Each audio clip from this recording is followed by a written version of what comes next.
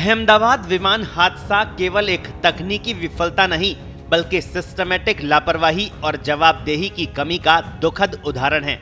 पूर्व शिकायतों को अनदेखा करना, सुरक्षा प्रोटोकॉल में ढिलाई और पर्यावरणीय जोखिमों की उपेक्षा ने 274 जिंदगियों को छीन लिया। ये त्रासदी एक चेतावनी है कि विमानन सुरक्षा में किसी भी स्तर पर समझौता बर्दाश्त नहीं किया जा सकता।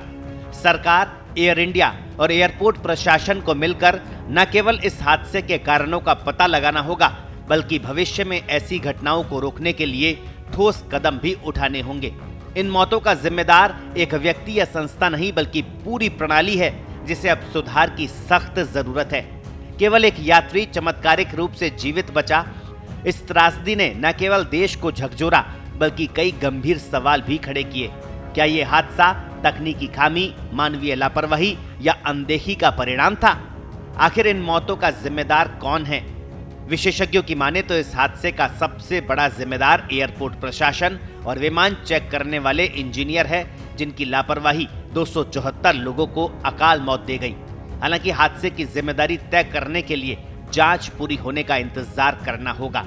प्रारंभिक जांच में पता चला कि विमान की गति 174 नॉट्स थी, जो इस वजन और स्थिति में आवश्यक 200-250 नॉट्स से काफी कम थी। लैंडिंग गियर नीचे होने और फ्लैप्स की गलत सेटिंग जैसे कॉन्फ़िगरेशन त्रुटियां भी सामने आई है। विमानन विशेषज्ञों ने 70 से 80% संभावना जताई है कि टेक ऑफ के दौरान सेटिंग में गलती जैसे गलत फ्लैप्स, कम इंजन थ्रस्ट या जल्दी रोटेशन हादसे का मुख्य कारण थी। इसके अलावा 43 डिग्री सेल्सियस की गर्मी और 1.25 लाख लीटर भारी ईंधन भार ने स्थिति को और जटिल बनाया। पायलट की ओर से मेडे कॉल और इंजन विफलता की सूचना भी दर्ज की गई, लेकिन हादसा इतनी तेजी से हुआ कि प्रतिक्रिया का समय ही नहीं मिला। हादसे से पहले विमान की तकनीकी स्थिति पर कई सवाल उठे। एक यात्री आकाश वत्स ने दावा किया कि वे उसी विमान से हादसे से 2 घंटे पहले दिल्ली से अहमदाबाद आए थे और उन्होंने विमान में असामान्य खामियां देखी थी।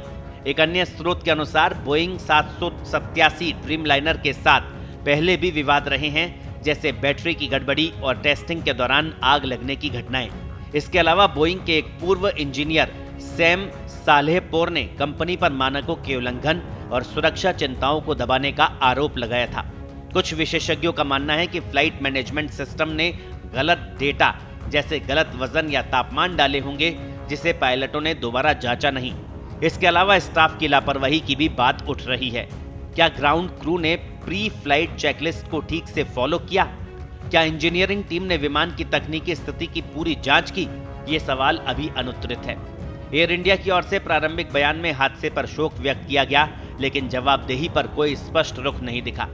कंपनी ने 100 केयर गिवर्स और 40 इंजीनियरिंग स्टाफ को दुर्घटना स्थल पर भेजा, लेकिन पूर्व शिकायतों को नजरअंदाज करने का आरोप गंभीर है। क्या जीवन का कोई मूल्य नहीं है?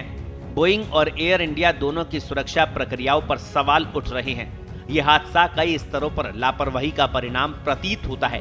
बोइंग की ओर से संभावित निर्माण खामियां, एयर इंडिया की ओर से प्री फ्लाइट जांच में ढिलाई, पायलटों की ओर से संभावित कॉन्फ़िगरेशन त्रुटि और हवाई अड्डा प्राधिकरण की ओर से पर्यावरणीय जोखिमों को कम करने में विफलता, सभी मिलकर इस त्रासदी का कारण बने हैं। विमानन सुरक्षा सलाहकार कैप्टन मोहन रंगनाथन ने हवाई अड्डे के आसपास के अवैध निर्माणों और कसाई खानों को भी जिम्मेदार ठहराया। केंद्रीय नागरिक उड्डयन मंत्री राममोहन नायडू ने विमान दुर्घटना जांच ब्यूरो की ओर से औपचारिक जांच शुरू करने की घोषणा की, जिसमें भारत, ब्रिटेन और अमेरिका की टीमें शामिल है। एक उच्च स्तरीय समिति भी गठित की जा रही है। ब्लैक बॉक्स और डीवीआर बरामद हो चुके हैं, जो हादसे के अंतिम क्षणों की जानकारी दे सकते हैं, लेकिन जांच पूरी होने तक पीड़ित परिवारों के सवाल अनुत्तरित ही रहेंगे। पत्रिका के लिए मोहित शर्मा की रिपोर्ट।